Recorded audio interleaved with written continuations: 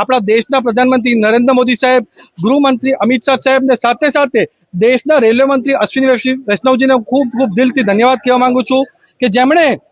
ઉમરગામનું potential જોઈને પહેલા Surat Bandra express ટ્રેનનું મંજૂર કર્યું ને હમણાં ફ્લાઇંગ રાની ટ્રેનનું પણ મંજૂર કર્યું। આનાથી આપણા અહીંયા સ્થાનિક ઉદ્યોગને, આપણા સ્થાનિક કામદારોને અને સ્થાનિક લોકોને ખૂબ ફાયદો થવાનો છે અને આ ટ્રેન થકી આપણા આ વિસ્તારનો ઉદ્યોગ પણ વધશે એવી અમને 100% ખાતરી છે। અને સાથે સાથે આ જે આપણું ઉમરગામનું 13મું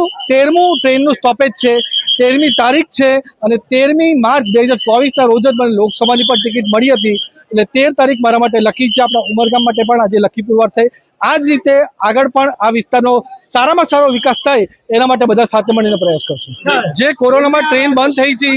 એની સાથે સાથે બીજી ટ્રેનોની પણ અમે અવારનવાર એકદમ સ્ટ્રોંગ રજૂઆત આપણા દેશના રેલવે મંત્રી અશ્વિની વૈષ્ણવજીને કરી છે અને અમને 100% ખાતરી છે કે એ બધી ટ્રેન પણ જલ્દીથી જલ્દી શરૂ થાય એના માટે પૂરો પ્રયત્ન કરશું।